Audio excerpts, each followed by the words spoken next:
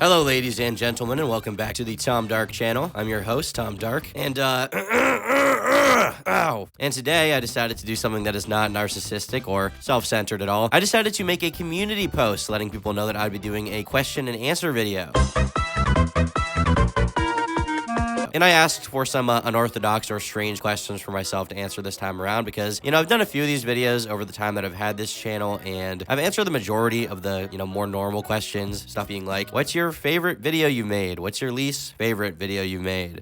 If you were not a YouTuber, what job would you do? Just kind of normal stuff. And there's nothing wrong with those questions, but, I've already answered most of them. So, I wanted to get some unorthodox ones people may have to give them a unique peer into the mind of a twisted INTJ sociopath manipulator, a rather eccentric supervillain Discord moderator who wears diapers, drinks dish soap, and is gay. Someone such as myself. So I thought I'd answer some unorthodox questions this time around, and I certainly got some. Got some interesting ones, got some good ones, and I actually think I have some pretty long answers for some of these questions. So, you know what? Yeah, without further ado, without padding out the video in the beginning any further, let's get into it. Hey, Tom, hope you're doing well. From what I recall, you have recently dropped out of college to pursue YouTube full time. Congrats. As someone who recently switched degrees from a money-making degree to a passion degree, I was wondering if you're still glad you went to college and still found it a valuable experience, even if it didn't end up being the path you went with. Well, I'm doing all right. Thanks for wishing me well. And as for college, I think that the most valuable thing I actually got out of it was learning that I did not want to be there. I should not have been there. From being at school and my experience at a private university, I don't think there was anything that I really got out of it in terms of the actual education that I've taken with me to this day. To be honest, I don't think I can remember anything, I learned in school as far as my subject areas. The most interesting classes I had, I think, were philosophy, I think was pretty interesting.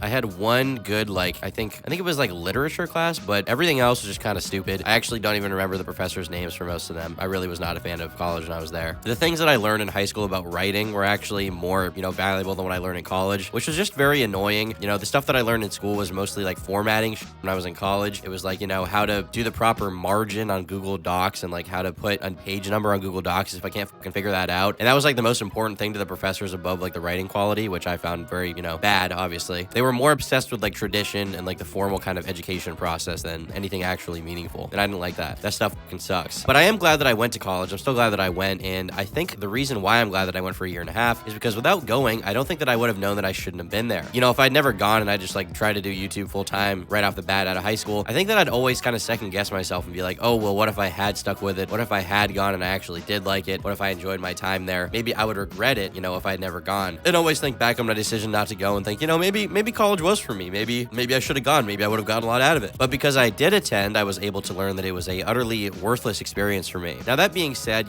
what I went for was also what I'm passionate for, which is video production stuff, right? Video production, writing, that kind of subject area. And maybe that was not for me. Maybe the college just wasn't for me because a lot of that stuff they were trying to teach me online when I was in high school, and I just didn't need it. Maybe it would have been better for me if I had gone for something let's say, business, I think ironically, if I'd gone for something more general, then I would have had a better time there rather than the school that I was in. As far as making friends and stuff, a lot of people say that they meet their best friends in college. I met 2 kids in college, one of which I talk to this day. The rest of the people that I met, I really met 3. One of them I text now and then. One of them I actually hang out with, in person now and then. And the other one I haven't talked to since he dropped out of school. Or maybe he just went to a different college. I honestly don't remember. But yeah, the social situation at the college I went to just wasn't great. Maybe it was just a bad school. It was kind of a mid-tier school, I would say. It was, definitely not Ivy League, but it wasn't bottom of the barrel. And, it wasn't a community college. It was a real private 4-year university. But, I didn't really get anything out of it. I mean, the one friend, that I met in school that I talked to this day was someone that wasn't even in my area of study. We just happened to be in the same dorm and met that way. The kids in my area of study were, honestly,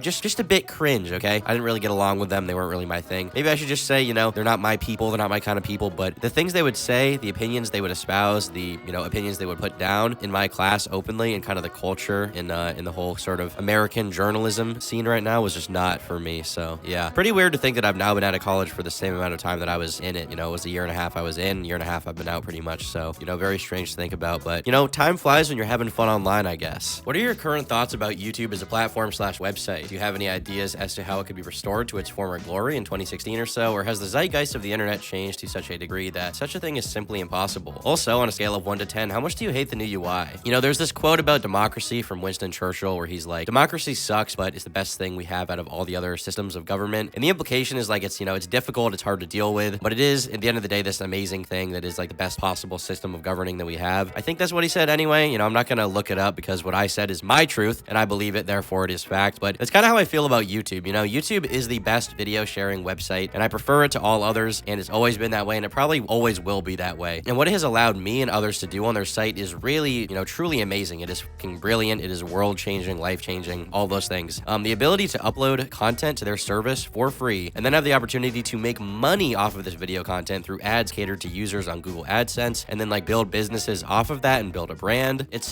just incredible. It truly is amazing. But at the same time, the issues the site does have definitely, you know, pissed me off. I mean, just yesterday, as of when I'm recording this video, YouTube removed transcripts on videos. They removed people's ability to comb through the auto-generated captions of a video and search through them, which made my job and a lot of other people's jobs much easier when it was around. Why they did this, I have no idea. What the possible benefit could be to removing the transcripts is, once again, I have no fucking idea. They never announced it or told anyone about it. They just did it. Zero transparency, didn't let us know anything. And they do little things like this once in a while, like remove dislikes. It just pisses me the fuck off, and it does suck. But at the same time, even with that, even with them being forced to buckle to advertisers, which a lot of people blame YouTube for, but I would say I understand their decision as to why they have to run a business, you know. But even with the downsides and bad decisions, like, it's still YouTube at the end of the day. It's like the best website ever created, really. And so in that way, I'm still pretty favorable to it. Will it ever return to 2016? No, I don't think so. We will never get that again, I don't think. There was a specific time there when the culture had shifted and morphed in such a way that it was primed to create some of the most, you know, important and interesting content that the internet has ever seen. And it was so special and revered because I think it was the last time that we got that kind of stuff. You know, in the prior 10 years of YouTube, like, there was a lot of great content coming out constantly every year. And, you know, there's still a lot of good content creators now. And I'm not saying that, you know, all the content since then is totally bad, but there was an energy, there was sort of a momentum. There really was something special going on in 2016. I know a lot of people are like, oh, you're still stuck in 2016. You fucking loser. You can say what you want. I don't care. 2016 really was a special time on YouTube. You just kind of had to be there to experience it. If you deny that, then I think you're probably retarded, or you're just mad because people said the N-word on YouTube or something, or iDub said the F slur. Oh no, I'm gay.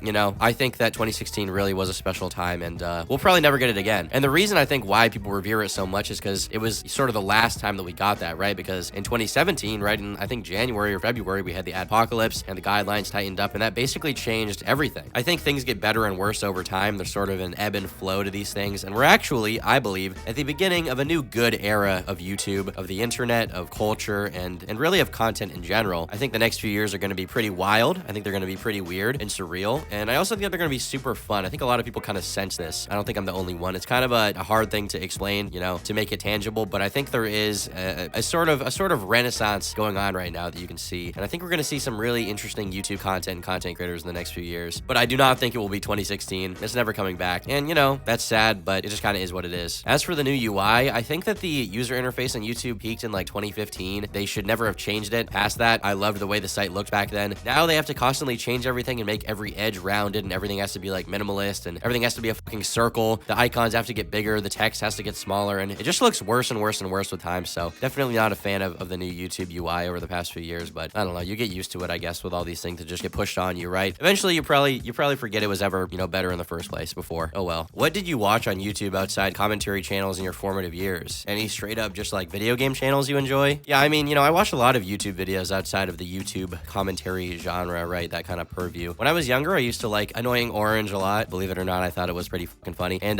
his Minecraft content was really taking off. I was a big fan of Captain Sparkles. I think his survival series with a giant tree named Jerry was awesome back in the day. I don't know if it holds up now, but definitely back then I loved that stuff. I'm kind of nervous to go back and watch it because maybe my view of it will be tainted. You know, my childish rose-tinted glasses would be broken right in the middle. But yeah, I don't know. Back then, it was really something special to me. I also watched a lot of Lego content like Just Do Good Eurobricks and M&R Productions. I watched Markiplier during the beginning of the FNAF stuff. I've really watched so much YouTube over my time as a viewer and an internet citizen. So there's plenty of content that I've enjoyed that's not commentary related. Most recently, I've been watching a lot of old Rice Gum videos, believe it or not, as well as old Nelk stuff. I actually never got into Nelk during their like takeoff on YouTube. I remember, you know, my friends in high school talking about them. I just didn't really get it, but I'm kind of playing catch up now and I'm enjoying their stuff a lot. I've also been watching some Whistling Diesel. He's really great. One of the best like car related channels on YouTube. He's like Mr. Beast, but for the G-Wagon. Do you believe in an afterlife? Why? if you don't, doesn't the endless nothingness waiting for all of us terrify you? Let me know, Turkey Boy. You know, as far as religion, I can't really call myself religious in any way. Kind of wish I was, but I'm just not. I hate saying that I'm an atheist because that's kind of cringe, but you'd probably call me like an agnostic atheist, meaning that I don't believe in God or heaven or hell, but I'm open to the idea of it. I just personally have never had any religious experience in my life. Does the endless nothingness waiting for us all terrify you? It definitely scares me, and you know, sometimes I get in that mood where I think about it. It's like, oh,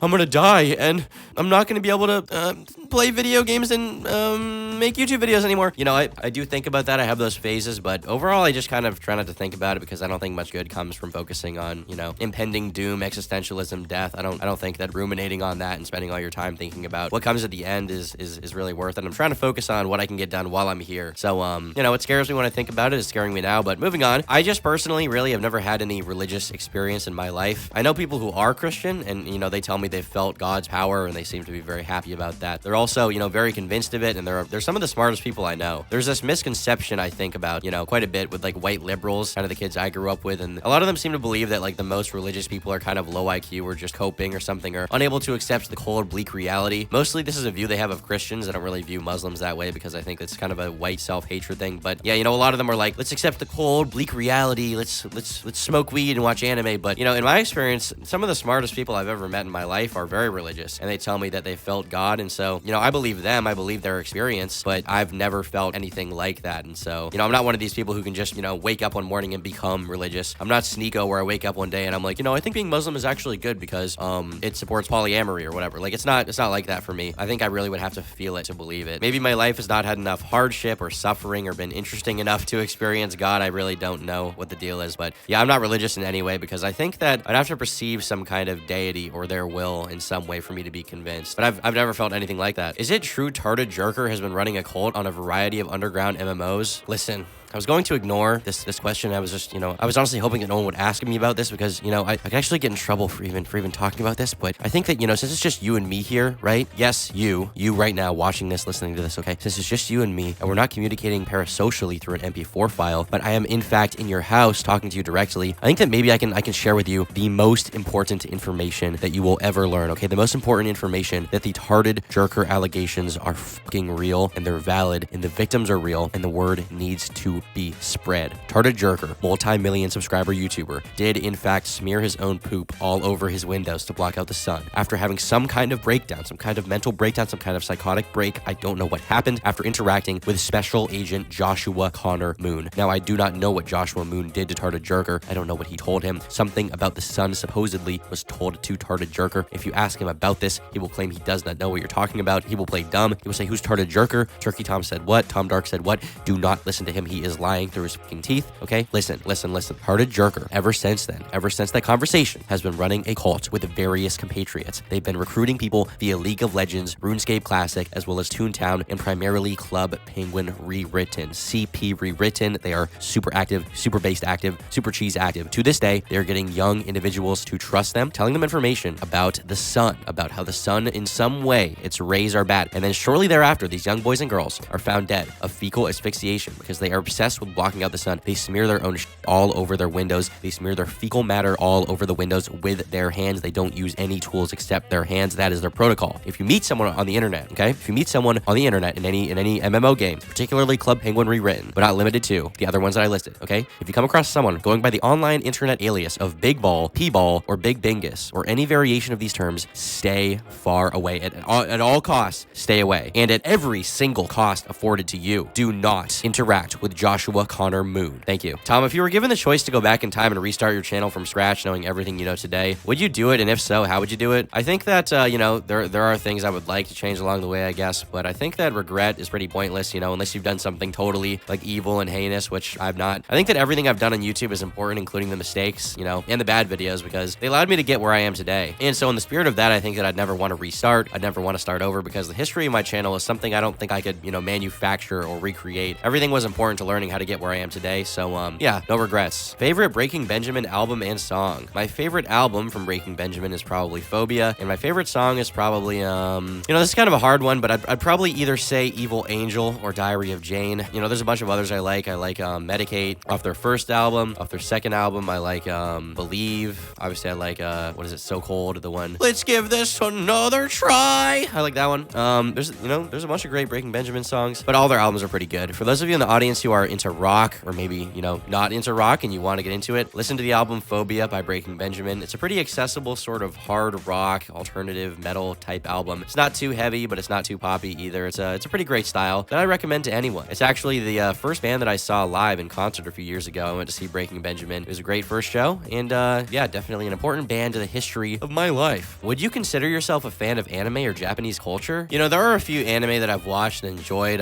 like Death Note or Erased was pretty good, and a few other shows and movies here and there, but overall, I honestly don't care for a lot of anime. I find it very corny, and it reminds me of like theater kids, and this is something that I think a lot of weebs online don't like to acknowledge. I think most anime animation is bad, most of the voice acting sucks, and most of the writing is stupid from stuff that I've seen. Not to say there isn't amazing stuff out there and you shouldn't enjoy that, but from the stuff that I've experienced, the pool I've dipped into rather in the anime world, I haven't really gotten a lot out of it. Oh, I also liked Full Metal Alchemist when I watched some of that. That was pretty good, but overall, I personally enjoy watching shows that are live action over animation. I still like animated movies, and I think they're great, and there are some cartoons to this day I really enjoy, but overall, I've really been watching mostly movies filmed with cameras and not drawn with pencils and Wacom tablets over the last 5 years or so. Yeah. As for Japanese culture more broadly, I like I like sushi, I like hibachi, I like Japanese steak. My girlfriend likes Hello Kitty. I kind of, that's kind of cute, I guess. I kind of like Hello Kitty, but I also like the covers of old PS2 games from Japan, like old JRPGs from that time, and like racing games. The sort of like, high poly, but not that great 3D renders of anime stylized characters holding like guns, and like the girls wearing like skin tight leather clothing and shit, combined with like JDM cars and like racing culture, that kind of intersection. I don't know what I would call that aesthetic, but there's some cool stuff there, but it's nothing that I could name. It's just kind of stuff that I like observe in passing on Google Images and on the shelves of used game stores. So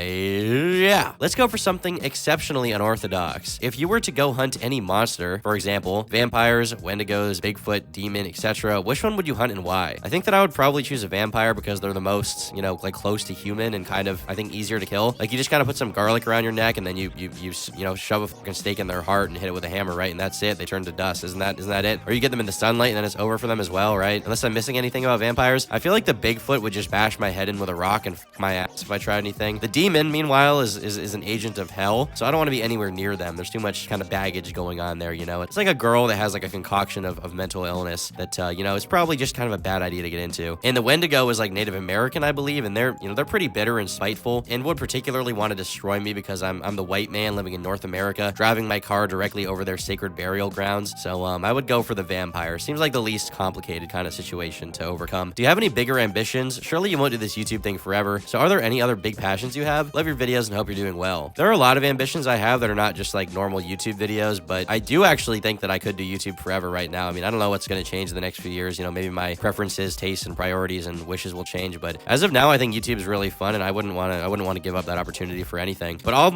my bigger kind of ambitions for other projects, it's still stuff that I would want to share with my YouTube audience. It's just not the typical YouTube video you would expect from me, because YouTube gives me the opportunity to have instant access to an audience that could potentially enjoy other things I make, which is the hardest part of doing anything. Getting people to care about you and what you make is so difficult, even on the internet. And the fact that I have some level of that is like, why would I ever squander that? Obviously I'm going to utilize that to the best of my ability. Given that I have some level of audience, there's no reason to not leverage it a little bit and see if they enjoy the other stuff I may make. But the stuff that I have ambitions for, like I said, is not totally unrelated to what I do on my channels. It would be like a more ambitious YouTube documentary with like filming, in real life, or just like a documentary in general, or it would be like a website related to what I talk about on YouTube. I've had the idea of making a news website for like online drama articles for a while now, so I'd like to get that off the ground for like YouTube drama related things. But to the moment, I feel a bit spread thin between my two channels already, so launching another project and not half-assing it would probably have to wait until like next year or something. Do you have any hobbies you regret dropping or hobbies you'd like to start? I used to draw a lot and play a lot of music. I used to be a very artsy kid. I used to like to play the piano. I actually took lessons for like 8 years or something like that, which my parents paid for, and I actually, I got pretty fucking good at playing, not gonna lie. And I used to also draw a lot on paper. I never got good at digital art because I was drawing with my finger on a laptop screen, so any of the art that I posted online is like abysmal, but I was decent at drawing drawing on paper and I could read sheet music, and I like to play music, and I just had the free time to explore that kind of stuff. But nowadays I don't really have time for it because I'm ultimately more focused on YouTube projects, and I can't complain about that. I mean, like, YouTube stuff is what I enjoy most, and it's why I made that trade-off with my time,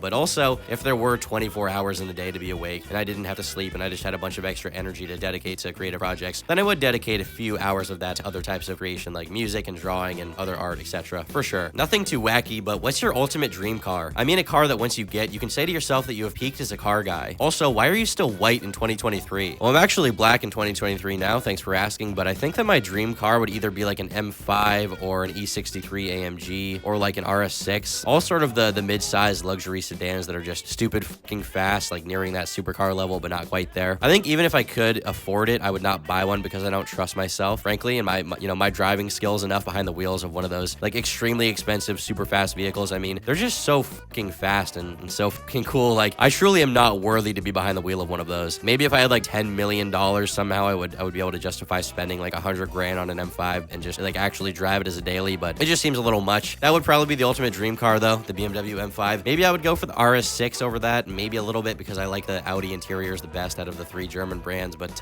yeah, damn, fucking expensive stuff is expensive. And fast cars are like death machines too, super easy to end your own life or someone else's or become like paralyzed. And when you own a car like that, I mean, it's just begging for you to break the speed limit and get yourself into all kinds of legal trouble. And even on top of that, just a normal car is a death machine. I just heard a story from my buddy about some kids he went to college with, and they like flipped their Range Rover, and I think out of the 6 kids in the car, like 3 or 4 of them fucking died, which is just, I mean, it's awful. And I think the driver is like, I think he survived and he's actually going to jail now. Cars are really dangerous in the wrong hands, so always want to be responsible with them. But yeah, I mean, I don't know if I could afford one of those cars or if I'm even ready for the level of responsibility that comes from owning one of them. But dream car, ideally, in a world where I am Dale Earnhardt, level, I would say that's M5 probably. Hey, Tommy NC 2010, what is your favorite brand of adult diapers since you're constantly shitting on the haters? Generally speaking, whatever brand causes the loudest brown crinkle when I walk around and allows the most smell to leak out, so everyone knows that I'm crinkling in public and I am proud, and I want them to inhale my shit. Okay!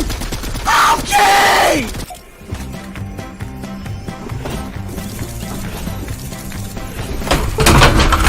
Anyway, thank you guys for watching this video all the way to the end. If you enjoyed it, be sure to leave a like. If you disliked it, then feel free to leave a dislike and let me know why you're a diaper hater, a big baby diaper hater. Drop a comment down below with all of your thoughts on all of this. It's always good to hear what you guys have to say. Join the Turkey Tom Discord at turkeytom.gg. Check out my website at turkeytom.net, and I will see you all in the next video super duper soon.